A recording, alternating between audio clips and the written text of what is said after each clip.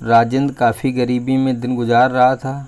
सारे दिन मेहनत मजदूरी करके जो कुछ उसे मिलता था उससे सिर्फ उसके परिवार का खर्च ही पूरा हो पाता था। एक तरफ तो राजेंद्र को चारों ओर से गरीबी की चादर ने लपेट रखा था, ऊपर से उसके यहाँ 4 बेटियाँ पैदा हो गई थीं। गुजरते वक्त के साथ साथ बेटियाँ जवानी की दहलीज पर पैर रख चुकी थीं, लेकिन पैसे के अभाव में वह अपनी एक भी बेटी के हाथ पीले नहीं कर सका था। गरीबी की बौखलियाँ थामे राजेंद्र इस बात को अच्छी तरह से जानता था कि अगर उसे अपनी बच्चियों की शादी करनी है तो उसे ढेर सारी दौलत चाहिए जो उसके पास नहीं थी। राजेंद्र को रात दिन अपनी बेटियों की शादी की चिंता घेरे रहती थी। वह सेठ राजा राम के यहाँ माल ढोने का काम करता था। एक दिन उसने सोचा कि वह अपने मालिक से इस विषय में बात करे, शायद वह उसकी मदद कर दे।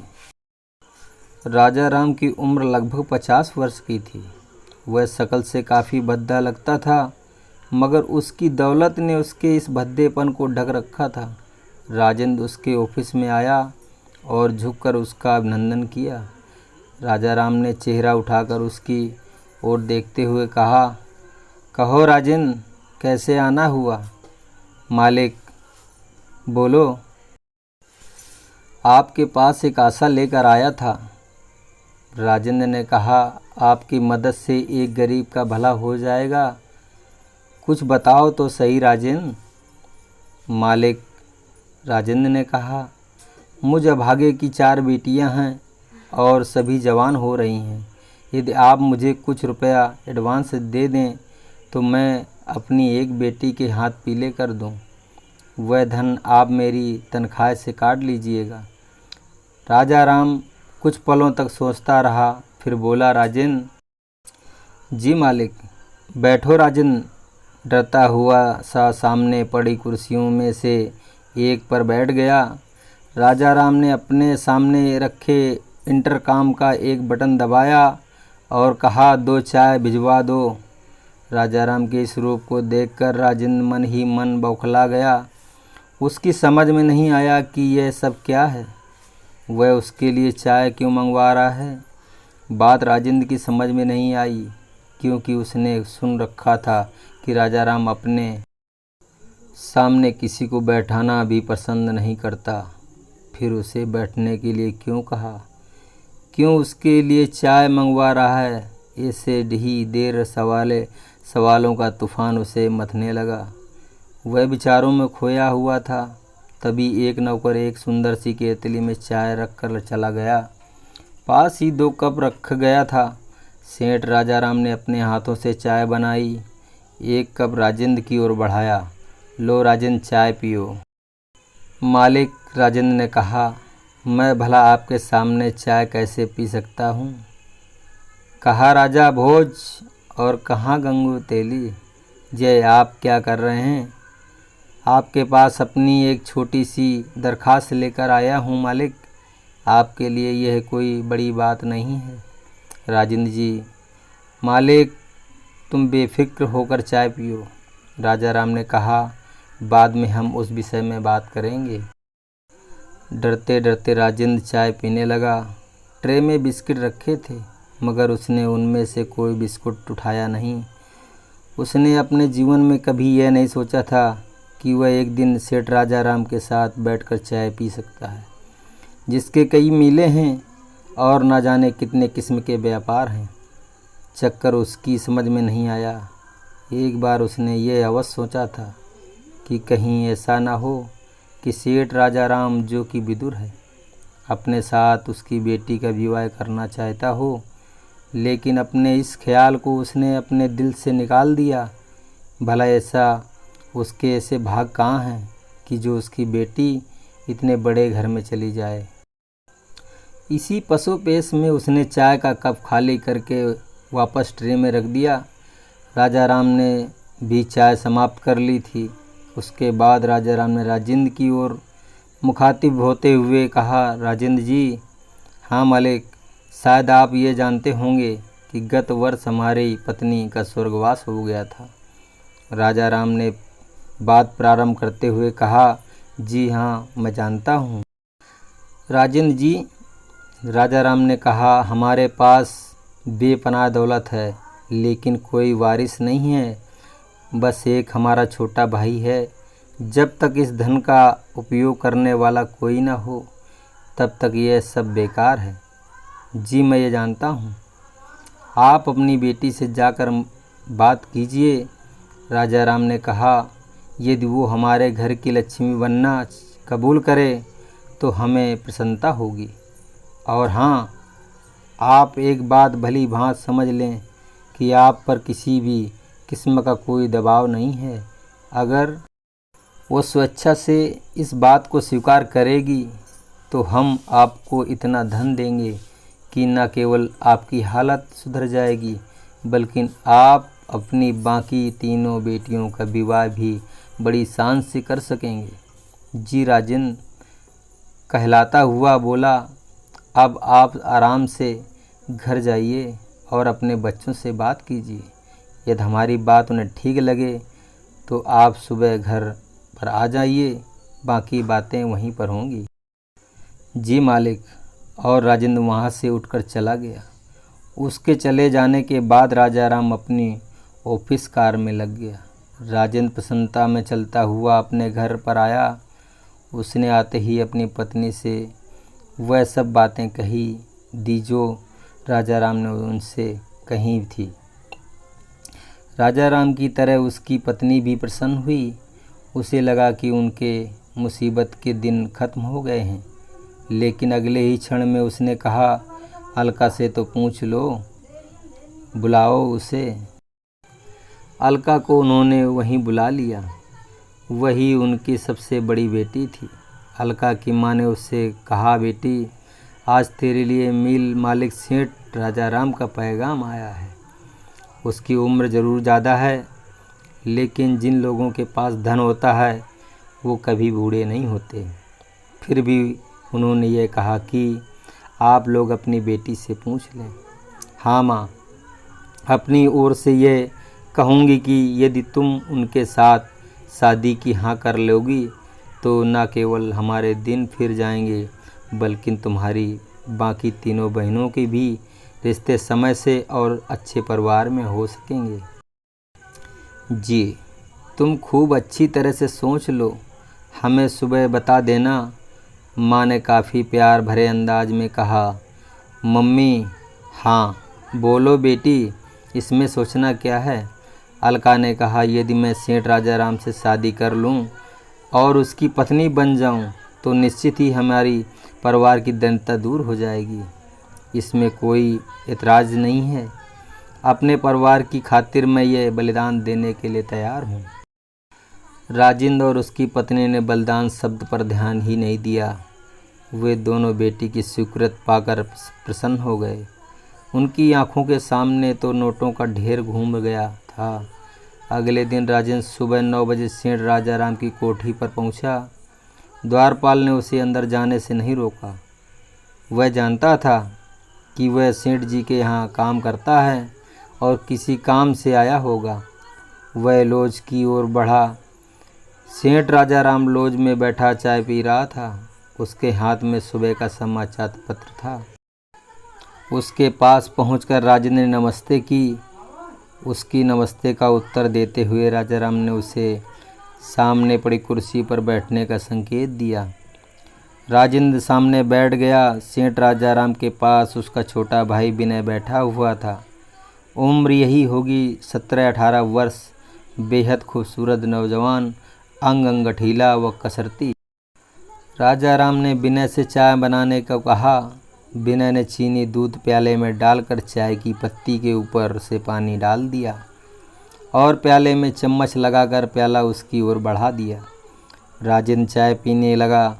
राजा राम ने कुछ देर बाद समाचार पत्र एक ओर रख दिया और फिर उसकी ओर मुखातिब होकर कहा, कहिए आपको क्या विचार है। जी हम तैयार हैं। राजेंद्र ने कहा, हमने स्वयं अलका से पूछ लिया है, उसे कोई भी इतराज़ नहीं है। गुड। जब राजेंद्र ने चाय समाप्त कर ली तो राजा राम राजेंद्र को अपने साथ लेकर अंदर गया। अंदर आकर उसने राजेंद्र को 2 लाख रुपए दिए और ढेर सारा जेवर दिया और साथ ही यह भी कहा, आप तैयारी कीजिए और आज से ही आप हमारी दूसरी कोठी में चले जाइए, वह खाली पड़ी है। सेठ जी, यह सब कुछ मैं कैसे लूँ? राजेंद्र ने कहा, मैं बेटी वाला हूँ, बेटी वाले धन लेते नहीं हैं, देते हैं। आप चिंता ना कीजिए। राजा राम ने कहा, आप ऐसा कुछ मत सोचिए, मेरे पास अथाह दौलत है, इसमें 2, 4 या 10, 20 लाख निकलने से कोई फ़र्क नहीं पड़ते जी। आप आराम से अपनी तैयारी कीजिए, हमारे नौकर आज ही आप लोगों को हमारी दूसरी कोठी में पहुंचा देंगे। कोठी पर आवश्यकता ही हर चीज़ आपको मौजूद मिलेगी, बाकी 2-4 लाख रुपए कल आपके यहाँ पहुंच जाएंगे। सेठ राजा राम का ससुर बनने लायक आप अपने आपको बनाइए, पैसे की कोई चिंता मत कीजिए जी। और हाँ, राजा राम ने कहा, अब आपको फैक्ट्री जाने की आवश्यकता नहीं है, आराम से रहिए, दिल खोलकर पैसा खर्च कीजिए। राजेंद्र मन ही मन आध्यात्मिक प्रसन्न हुआ। उसने अपने जीवन में इस कभी स्वप्न में भी एक साथ नहीं सोचा था। 2 लाख रुपए बैग में, ऊपर से जेवर। वह मन ही मन सोच रहा था कि घर जाकर इन नोटों का एक बार जी भरकर देख लूँगा। कभी कभी वह सोचता था कि कहीं इतने नोटों को एक साथ से मुझका हार्ट फेल न हो जाए। वह अपने आप को संभालने का प्रयास कर रहा था। बाहर आकर राजा राम ने ड्राइवर से कहा, ड्राइवर, इन्हें इनके घर तक ले जा और वहाँ इनसे इनके परिवार को सामान सहित हमारे दूसरे बंगले पर पहुँचा देना, साथ तथा वहीं पर इनकी सेवा में रहना। जो आज्ञा सेठ जी। तब तक राजेंद्र के दिल की धड़कन बढ़ती चली जा रही थी। उसे लगा यह सब स्वप्न है, हकीकत से इसका कोई संबंध नहीं है। राजेंद्र ने अपनी उंगली दांत के नीचे देकर दबाई। दर्द हुआ तो वह समझ गया कि यह स्वप्न नहीं है बल्कि हकीकत है। ड्राइवर ने गाड़ी के पीछे का द्वार खोला और राजेंद्र पीछे वाली सीट पर बैठ गया। ड्राइवर ने द्वार बंद किया और फिर गाड़ी स्टार्ट करके चल दिया। राजेंद्र ने ड्राइवर को अपने घर का पता बता दिया था।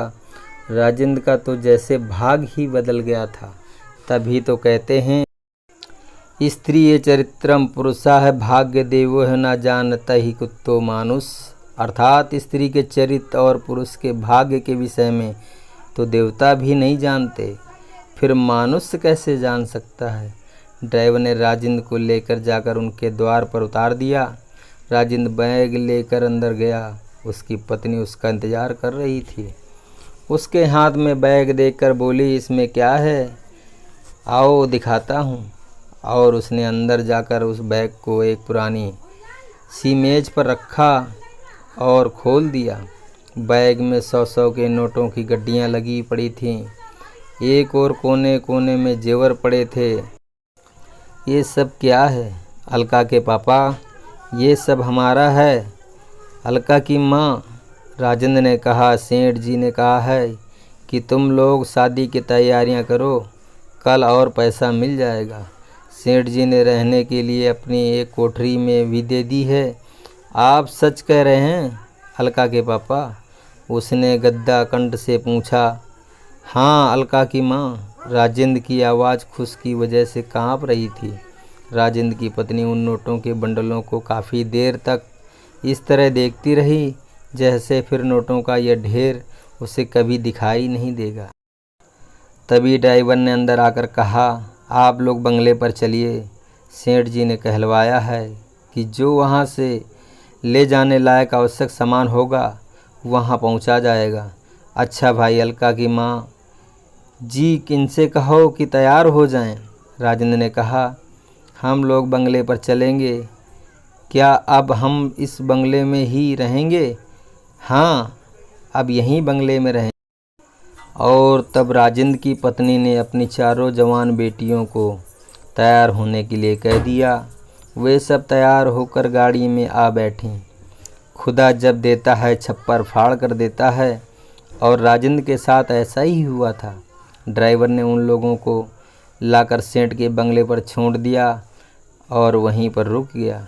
दूसरे नौकर राजा राम का आवश्यक सामान उठा लाए। राजेंद्र की पत्नी और लड़कियां पागलों की भांति महलुमनुमा बंगले को देख रही थीं। उसमें से किसी को भी ये विश्वास नहीं हो पा रहा था कि यह सब सच है। उनकी नज़र में यह सब स्वप्न था। तभी वहाँ एक आदमी आ गया। उसने राजेंद्र को 2-3 दुकानों के पते बताए और कहा, इन दुकानों से आप लोग आवश्यकता की सब चीज़ें जितनी आवश्यकता हो खरीद लें। सेठ जी ने फ़ोन कर कह दिया है। अच्छा भाई। और इस तरह से 3-4 दिन तक वे खरीदारी करते रहे। कल तक का जो राजेंद्र मामूली मजदूर था, जिसे कोई जानता तक नहीं था, आज सेठ राजेंद्र कहलाने लगा था। उन सब के ठाठ निराले थे। उसकी बेटियां सजी धजी परियों सी लगने लगी थीं। खूबसूरत तो थी ही, और दौलत आ जाने से और खूबसूरत लगने लगीं। समझ लीजिए जैसे कहावत है, सोने पर सुहागा वाली कहावत चरितार्थ हो गई थी। शादी की तैयारियां शुरू हो गई थीं। कोठी को दुल्हन की तरह सजाया जाने लगा और फिर बड़ी धूमधाम के साथ एक माह बाद अलका और राजे राम की शादी हो गई। अलका दुल्हन बनकर उस बंगले में आ गई। सेठ राजा राम के बंगले पर अलका का भव्य स्वागत हुआ। वह अपने कमरे में चली गईं। फूलों से सेज सजाई गई थी। रात्रि में अलका अपने सुहाग सेज पर आकर बैठ गई। कुछ ही देर बाद सेठ राजा राम भी आ गया और वही हुआ जो सुहाग रात में होता है।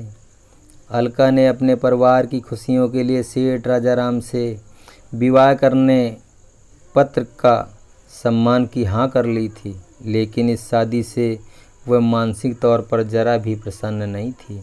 उसने तो केवल अपने परिवार की खातिर कुर्बानी दी थी।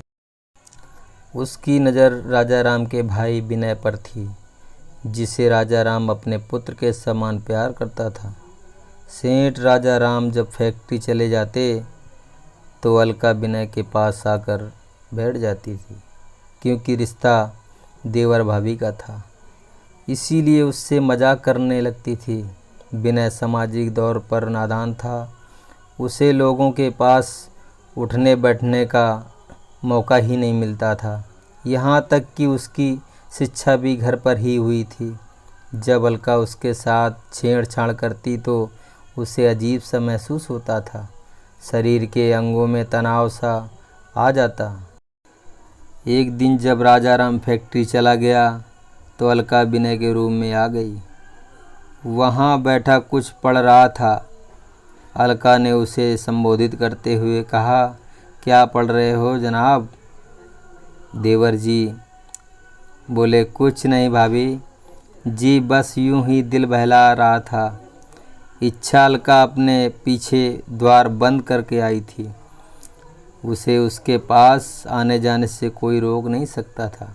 उसके पास आते ही अलका ने अपने ओंठ उसके ओंठों पर रख दिए। बेचारा विनय कुछ नहीं बोल पाया। उसका सारा अंग कांप उठा गया और न जाने उसे कैसा कैसा लगने लगा। अलका ने उसकी ओर देखते हुए कहा, विनय जी, भाभी जी, एक बात बोलूं? कहिए। अगर हम कोई बात कहें तो आप अपने भाई साहब से तो नहीं कहेंगे? यदि आप माना करेंगी तो नहीं कहेंगे। गुड। अलका ने कहा, आओ हम तुम्हें कुछ सिखाएंगे, लेकिन इसके विषय में अपने भाई साहब से भूल कर भी कुछ ना कहना। जी नहीं कहेंगे भाभी। और अलका विनय को अपने साथ लेकर बिस्तर पर आकर लेट गई। वह भी उसके पास ही लेट गया। उसके बाद अलका ने विनय को वह सब कुछ सिखा दिया जो उसे नहीं सिखाना चाहिए था। दरअसल उसने पहले से ही निर्णय कर लिया था कि वह शादी राजा राम से ज़रूर कर रही है, लेकिन विनय की होकर रहेगी। अब विनय को कुछ कहने का बताने की आवश्यकता नहीं थी। वह अलका के लिए ट्रेड हो गया था। राजा राम की फैक्ट्री जाते ही वो दोनों एक दूसरे की बाहों में समा जाते थे। विनय को इतनी अकल आ गई थी कि जो खेल अलका उसके साथ खेल रही है उसके विषय में राजा राम से हरगिज नहीं कहना है। और अब उसे भी कोई अफसोस नहीं था। अलका राजा राम को इस बात का जरा सा भी शक नहीं होने देती। इतना चाहती थी कि वह उसे नहीं जानती है या उसके भाई को प्यार करती है। समय बीतता गया, राजा राम को भी किसी तरह का कोई शक नहीं हुआ था। पत्नी से पत्नी का सुख मिलता था। एक दिन जब राजा राम फैक्ट्री चला गया तो उसके जाने के बाद ही अलका विनय के कमरे में आ गई। जवान विनय भी उसकी प्रतीक्षा में रहता था। इसके आते ही विनय ने अलका को बाहों में भर लिया और दोनों बिस्तर पर आ गए। उधर किसी ज़रूरी फाइल को लेने के चक्कर में राजा राम वापस कोठी पर आ गया। जब वह विनय के कमरे के पास से गुजरा तो उसे अंदर से आवाज़ें आती सुनाई दी। देवयोग से उसी दिन अलका दरवाज़ा बंद करना भूल गई थी। उन आवाज़ों को सुनकर एक बार तो उसने सोचा विनय और उसकी भाभी बात कर रहे होंगे, क्योंकि यहाँ उसके अलावा बातें करने वाला और कोई नहीं है। वह आगे बढ़ गया, मगर अचानक न जाने उसके मन में क्या आया कि उसने द्वार को अंदर आके और ढकेल दिया। अगर राजा राम ने विनय को आवाज़ दे दी होती तो गनीमत थी, वे उड़ जाते या होशियार हो जाते। उसने तो एकदम द्वार खोल दिया और अंदर प्रवेश कर गया। जब सेठ राजा राम ने अंदर प्रवेश किया उस समय अलका और विनय एक दूसरे की बाहों में थे। उनको इस स्थिति में देखने को तो राजा राम ने कभी सपने में भी नहीं आशा की थी। जिस भाई को वह अपने पुत्र की तरह पाल रखा था और पुत्रवत प्यार करता था, वह ऐसा नीच काम करेगा, उसके बारे में कभी सोचने का प्रश्न नहीं उठता। सेठ राजा राम को वहाँ देखकर अलका और विनय बुरी तरह से बौखला गए। बौखला जाने और हड़बड़ जाने की बात भी थी। सेठ राजा राम फिर वहाँ एक पल के लिए भी नहीं रुका। वहाँ से अपने कमरे में गया। उसने सेफ खोली, उसमें लोडेड रिवाल्वर रखा हुआ था। रिवाल्वर निकाला और अपनी कनपटी से सटाकर ट्रिगर दबा दिया। धां एक आवाज़ हुई और सेठ राजा राम का काम तमाम हो गया। विनय और अलका उनके रूम की ओर भागे, मगर तब तक काफ़ी देर हो चुकी थी। कोई परिवार में इस बात को ना जान सका कि सेठ राजा राम ने क्यों अपनी जान दे दी। पुलिस आई और पोस्टमार्टम के लिए लाश ले गई। रिवाल्वर पर राजा राम की उंगलियों के निशान थे, इसलिए आसानी से यह बात साबित हो गई कि उसने आत्महत्या की है, क्योंकि इस बात को सिर्फ अलका और विनय ही जानते थे। सच बात यह है कि अलका तो उसकी आत्महत्या से खुश थी। उसके रास्ते का कांटा स्वयं ही निकल गया था। रीत के अनुसार 13 दिन तक उसका शोक मनाया गया और फिर समाज की रीत के अनुसार अलका और विनय पति पत्नी घोषित हो गए। विनय को अधिक ज्ञान नहीं था, इसलिए फैक्ट्री में भी अलका विनय के साथ जाने लगी थी। मैना, हाँ तोता, देख लिया क्या? मैना और तोता पूरी कहानी देख लिया इनकी। वो कहने लगा तोता मैना में, क्या उस बेमुहब्बत औरत को तोते ने कहा, सेठ राजा राम ने अलका और उसके परिवार के लिए क्या नहीं किया। धरती से उठाकर आसमान पर बिठा दिया था। उसके परिवार को इतना धन दिया जिसके बारे में वे स्वप्न में भी नहीं सोच सकते थे। गाड़ी बंगला दिया और उस अलका को रानी बनाकर रखा। एक पल रुककर तोते ने फिर कहना प्रारंभ किया। उसने उसकी उसी भाई को खराब कर दिया जिसे वह अपने पुत्र के समान प्यार करता था।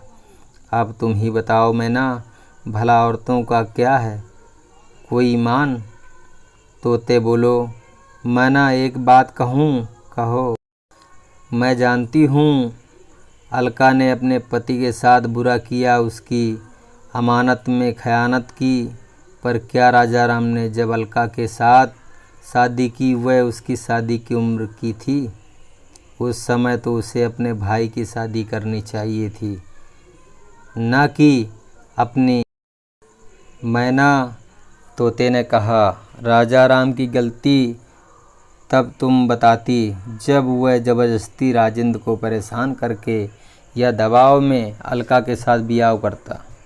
उसने बातें आईने की तरह साफ कर दी थी और स्पष्ट रूप से कहा था कि यदि इच्छा हो तो करें। शादी के लिए तो स्वयं अलका ने ही हाँ की थी। अगर उसे यह लग रहा था कि वह निर्वाह राजा राम के साथ नहीं हो पाएगा तो साफ मना कर देती। अब तुम यह बताओ कि तुम कहना क्या चाहते हो? केवल यह मैना, तोते ने कहा, तुम हार मान लो और इस बात का तस्लीम कर लो कि औरत जात बेवफा होती है, बेमुरब्बत होती है। तोते, यह मैं मानने के लिए तैयार नहीं हूँ। क्यों? तोते ने कहा, क्या मैंने अभी साबित नहीं कर दिया कि औरत जात बेवफा होती है? यह तो मैं भी कई बार साबित कर चुकी हूँ। मैना ने कहा, लो मैं तुम्हें मर्दों की बेवफाई की एक और कथा सुनाती हूँ। मैना तोते ने, कहो।